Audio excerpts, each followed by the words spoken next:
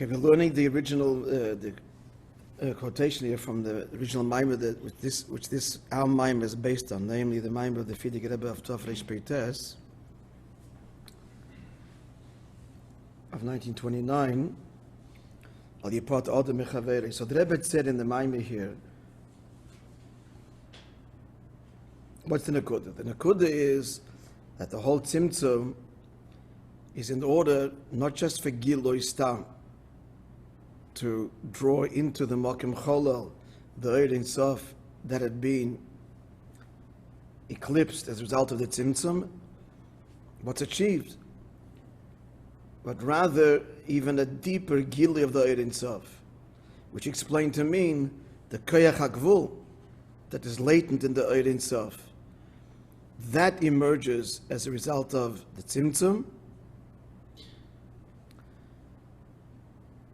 and the Koyach HaGvul contains the Koyach HaBli Gvul, which means that as a result of Avodah, we reveal the truth of Atzmos that is manifested equally in Gvul and in Bli Gvul. Now, that fusion is carried through subtly, at least, in all of Ishtalshalos. That kavana of Eir, the fusion of Eir and Keli, Gvul and Bli Gvul, so that it's inherent within the whole DNA of Ishtalshalos, so that through Avodah we can reveal this truth. So there was a lot of word in the Maamar, the Rebbe's Maamar they were learning, and the word went like this.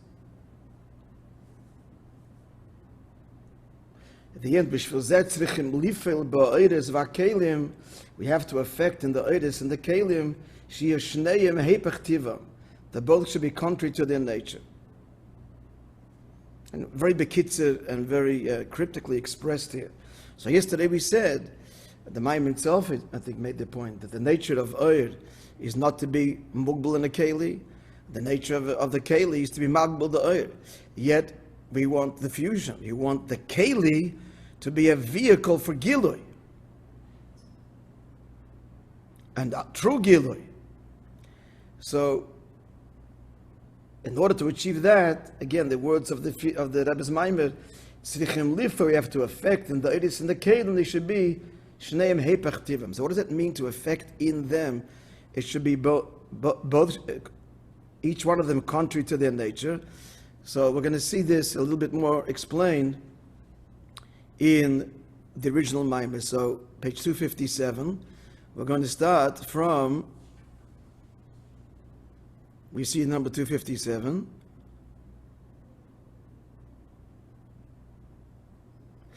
Second line, Kameiken Yuvan.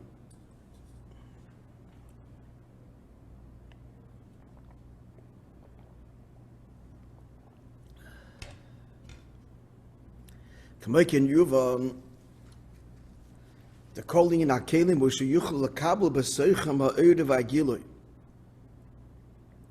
The end of the day, the point of the keli, although it's a container, but the point is that it should be a container, not per se, hakbola, but that it should be able to contain oir and gilui.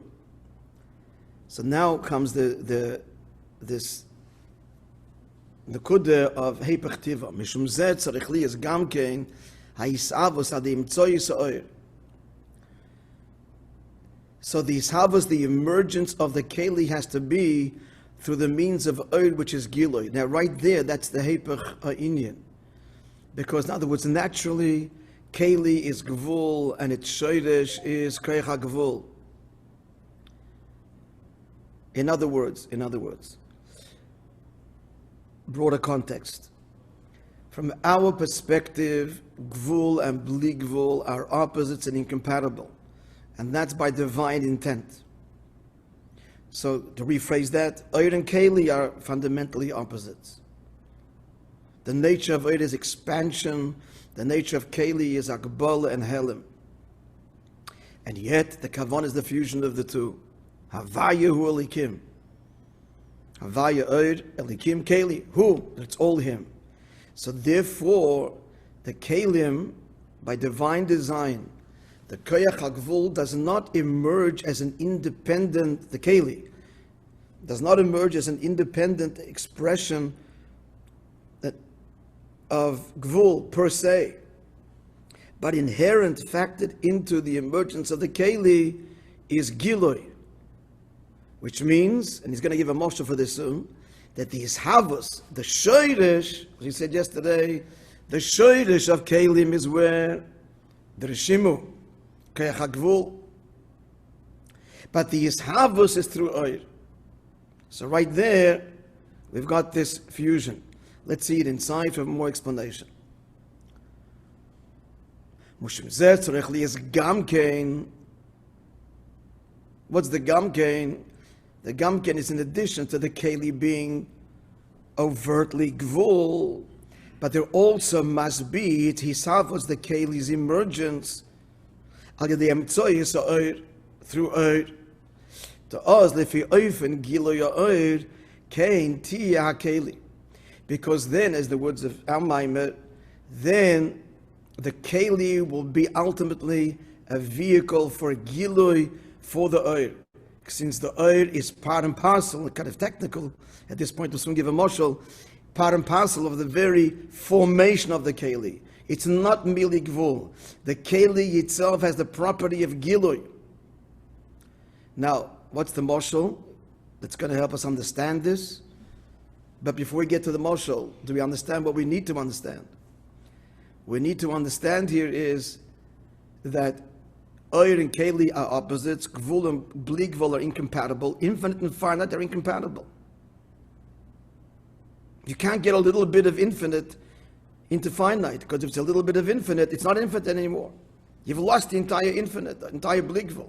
Bli gvul by nature is bli gvul, and gvul is gvul, and they're two opposite worlds.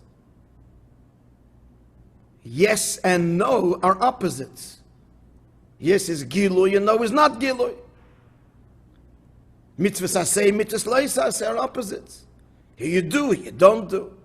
But the whole kavod, and to extend that further, Olam hazeh is one reality, Olam Atzilus is another reality.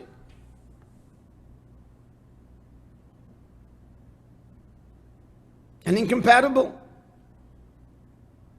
Atzilus is bittul b'mitzias, and the Olam hazeh at best is bittul ayesh. That's only even also after avodah. But its natural state, as Paro said, I am that I am. I am the Nile, and I made myself. Ultimate yeshus is Olam hazeh. Olam hazeh is the ultimate yeshus. No two things can occupy the same space. That's the ultimate yeshus. The ultimate I am, where nothing else can intrude. Or on a more subtle level, as we've quoted many times, the philosopher Descartes, who said, I think, therefore I am. That's the only thing that is certain. Is me, the thinker. And everything else is negotiable and only exists because I consider it. The only thing that's certain is I am. the Yesha Amiti. But the Kavanah is no. That in the Yesha Amiti should be revealed, in the Yesha Niva, the Yesha Amiti, that in the Olam hazeh should be revealed the emes, that it's nothing other than the likus, and that Atzilus and the Olam hazeh are all him, Havayahu Elikim. So, for that to be achieved in the whole template, the whole foundations, the whole inner workings of Ishtalshalus, this fusion is present in subtle and latent forms. And the first being that the Kelim, even though they're shoyrish and in theory could have been created only as an expression of Koyach HaGvul, not so. That's what the Rebbe says here, you have to be Peil Hepechtiva. That the Kelim were created through the Oir, which is the opposite of Keli. Now the Moshel. Hashem in His kindness has created us in His image, so that by looking in our own nefesh, we can have an inkling as to how all this works. So the moshel for this is the letters, the words of an idea. Let's explore that.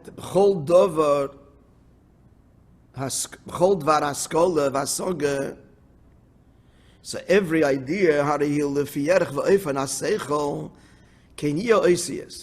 according to the nature of the idea, so will be the words, the letters, the words that will express it. Nothing novel about that, but there is something profoundly novel about that. The seichel, let's get this clear, it's going to be saying now, that the idea is the one that determines the oisius, even though the oisius have their own shoyrish in etzem nefesh. Yet the idea will choose and determine the oisius. This is a big concept in Chassidus we just talked about, that words and letters are not simply means by which seichel chooses to express itself. Words and letters have their own source in kadmus ha-seichel me'etzem ha-nefesh, and Bem is even higher than the seichel itself. Just said higher than the seichel itself.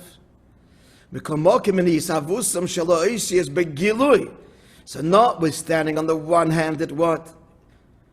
That the oisius, which are the kelim, in other words, the ability to speak, the ability to articulate in words doesn't come as a result of the tzimtzum of seichel per se. It's never going to produce words. The world of intellect is the world of intellect, of abstraction, of conception. And to put conception into words, binah, it's chochman binah. Binah, as we learned in the previous maamer, has its own shoyrish in etzem nefesh. Koyach hagvul, and what comes down to that, koyach hagvul is fundamentally, in its own world, not the same as koyach habligvul. So mekamokim, nonetheless, even though that what the oisius and words and letters, so they have their shoyrish in the etzem nefesh. Mekamokim in yisavusam shel oisius begilui. The emergence. The hisavus does not mean here. Hisavus does not mean fundamentally coming into being at the very shoyrish. Here, by it means hisavus, he means its emergence. The emergence, as we stress the words begilui, what determines what words and what letters are going to be used to express this seichel is the seichel itself. Or the emotion. It's the emotion that a person is experiencing, or the idea that is discovered or entertaining in its purest level of seichel, that chooses and determines which words and letters from a virtually endless array of words and letters. The Tam Adov, and the reason is because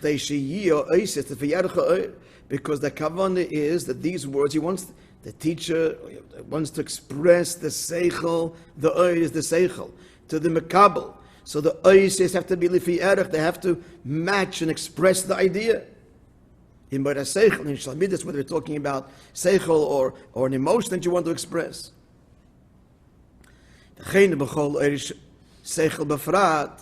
And so it is in every individual idea, different language and different words.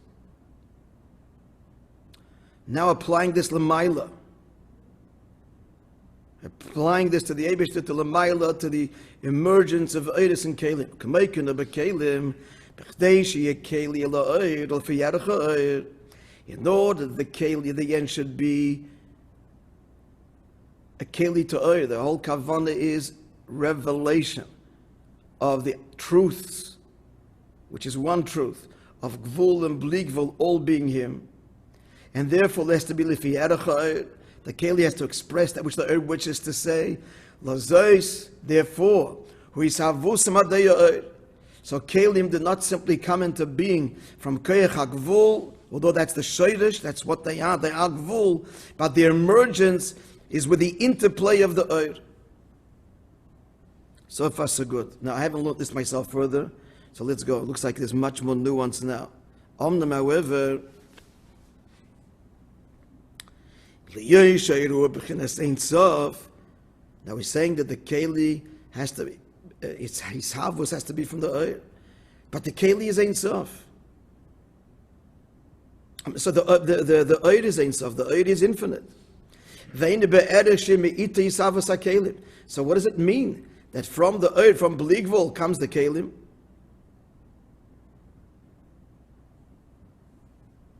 The gaman also,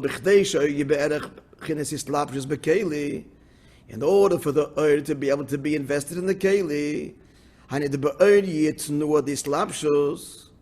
in order for the oir, which its very nature is ispashtus, not islapshus.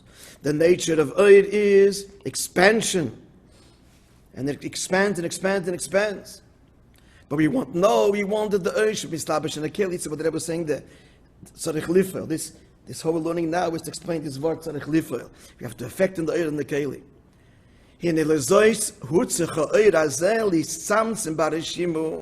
So the oir itself has to be impacted by the rishimu. That it should limit it. So both have to be affected by the other. He's saying that the keli has to be, its emergence must be through oir, and the oir has to be nisamtzim by the rishimu. Now what does that mean? As you know to the previous Aimorim. On the one hand, the kav means what? A line, kavamida, it's a measuring stick, literally. A measuring rod. That it gives, it lends measure to the oiris and the kelim. Meaning to say that the gili should be the way the gili should be. And according, the kav is what gives the oir its limitation, that it should produce kelim.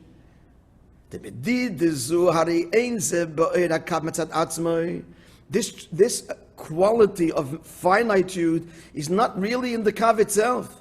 Why? Because we learned in the previous Aimorim, the kav is really rooted in the infinite. The kav is really gilui. But that's through the rishimu. The kav has to penetrate and is affected then by the rishimu, which is the result of the koyach hagvul. That's what the rishimu is, the result of the koyach hagvul and the trace, the impression of the koyach hagvul that's created this mokim panoi. Shula agbil oir, his pashtus abiltim gebelis, to contain the otherwise natural, ever-expanding nature of oir. And now the kav, which is mushrish where? In a bligvol, but it enters into and affected by the rishima. So now it acquires, it's both giloi, but at the same time gvul. It can measure and quantify the oiris v'akeli. Which he quoted now, Maimer, she'achar hatzimtzum, it's the tzimtzum that pearls that the av should that the kav, which is gilui, should come in the way of what? Of midah and mishkal, measure and weight. Baruch nis. Hainu, so this, the gvul, now, the Emes says, let me finish the paragraph and mention something. So now the Oir HaKav now get this property that it can have this relationship, and from it can be Val Yoda is Al Yoda Yisavus HaKelim. The Gaman also leaves Bechinas Oir Al HaKeli, and the Oir should be able to establish within it. So the Kav limits the Oir. Vakeli, and produces the keli. So that's why that the keli comes from the Oir HaKav. It's mahava the keli. So in summary, saying this. In summary, the kav is at once gvul and bli gvul. At once, it's Mushish and Eirins of Shlifnei HaTzimtzum, at the same time, it's Nimshech through the Reshime, which means impressioned by Gvul. And therefore, it can both limit the Eir, create the Keli, and allow for the fusion. But we need to appreciate that all of this is that the emes is that this is an impossible feat. It's an impossible feat. It's only Mekayach Atzm, because this is the Kavanah of Atzmos. And because Atzmusa Yizbarech is neither Gvul or Blikvul, the emes is, and reveals himself in Gvul and Blikvul equally, and because this is the Kavanah of Atzmos, therefore it's again carried and expressed in the entire process of creation. This alliance between Gvul and Blikvul. And again, the moshel he gave for us is that Eira Seichel Be'emes, pure ideas transcend language. At the level of Chochmah, there's no words, there's no language. It's universal, it's transcendent. But at the same time, it is the Eid itself that chooses, as it were, the Oisius by which it should be manifest. Even though the Oisius is not Seichel, it's a different Shadish in the Nefesh. Oisius is Akbala. Oisius can lie, words, all of the limitations of words. You can say words that are false. You can say words that don't express what you mean. You can hide behind words. It's a levush. It's a keli. I think we pointed out that the word beged, which means a garment, also means livgod. It means to betray. So it could be, because it's gvul. It could be. But nonetheless, here the point is that it shouldn't betray. Here the point is, and the Seichel chooses the Oisius, that the Oisius should be Megala the Seichel. So right there in our Nefesh, we see the fusion of Blikvul and Gvul, implanted in our Nefesh. And again, it is, now, sorry to think about this very deeply, but let's get it. Basically, the moshel is that the Seichel itself, any idea, any pure idea, transcends words and letters, any kind of language, because why? Because a true idea, true discovery is the discovery of the truth of something. The moment I'm putting it into Oisius, I'm already, it's me. It's me, it's sight. Re'iyah is the thing itself impressions itself upon me. But I want to convey to you what I saw. I want to share to you what I discovered, or a feeling that's a pure hedgish in the heart. So I got to put it into Oisius. So, and the Oisius are chosen. The Oisius be'emes keich hagvul. That's not the seichel. That's another faculty of the nefesh to conceal and hide itself. But now I've got to use the faculty of the nefesh that conceals and hides itself to express to you what I feel or what I understand. So the salvus of the Oisius will be from the Eid itself, which letters to choose that they emerge from this blatant place in the nefesh that can come up with any words and any letters. What chooses it? What is the process of its ishavos? It is the seichel itself. So it's a moshel for the gvul itself, born from the blikvul, even though it's the opposite of the blikvul. As we learned in the previous maamar, bin is rooted independently, but the gilui of bina is dafka through chochmah. Trei and delay misparshin, two friends that are inseparable. Why does Hashem make this constant tension of blikvul and gvul? Because that's the whole kavanah. And therefore it's latent and inherent within the whole process of creation, starting at the very first level of the tzimtzum, which is gvul, reshima, and then the kav being nimshech in and through the reshima, and the oil being produced by the reshima.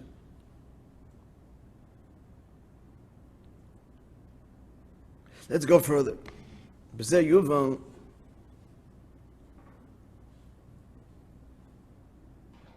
Rabbi, could I just ask before we go further? Yeah. In the mashal, what matches up to the nimshal? The seichel is the Ein Sof before the tzimtzum, I guess, and the kav and the rishima and so on. And the kalim and stick with the mashal.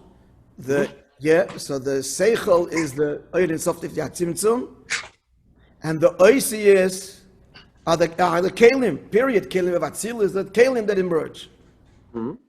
That's the oisius.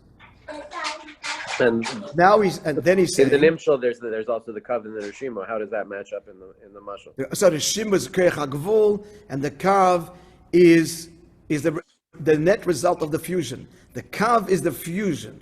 The kav is mushish and ein sof lifnei hatzimtzum, but quantified, penetrates, and its whole is galus is through the rishima. So what's that in the mashal? It's the oira seichel, the seichel choosing these oisias, and each seichel having different oisias. That's in the kav, all these different levels. Higher seichel, lower seichel, atzilis, bri, yitzir, asiyah, all appropriate to the desired articulation. So let's make it clear again. The kav is what we're talking about. The net result, the kav. The kav itself is the fusion of the oir and the keli. Koyach habligvul and koyach hagvul. The koyach habligvul is the oir himself. The rishima is koyach hagvul. The rishima is the result of the tzimtzum. That's the rishima equals tzimtzum. That's what the tzimtzum did, was create a complete hepech hagiloi. And what's the impression? The impression here is the koyach hagvul that caused that. The tzimtzum per se is the emergence of koyach hagvul, which is the opposite of koyach habligvul, eclipsing it. So initially, it's two opposite things. Initially, there's oir, habligvul, and then David says, enough with the bligvul, now it's gvul. And third stage, the kav nimshach and the fusion of the oir hagvul and oir habligvul. Therein lies the kavanah. The tzimtzum b'shvil hagiloi. Meaning that the tzimtzum in the end is going to be integral to the revelation of which deep truth? That gvul is just as mashim as bli gvul is. Havayu ulikim. And it's the kav that carries that truth. And it's us through avodah that have to reveal that in the ilam hazeh. Hope that was somewhat clear. Huh? All right, so we'll continue. We'll continue with V'zeh Yuvan. We'll continue Be'ezrat Hashem. God willing, I'll learn it before, so it'll be even clearer in my. We'll learn it on Monday.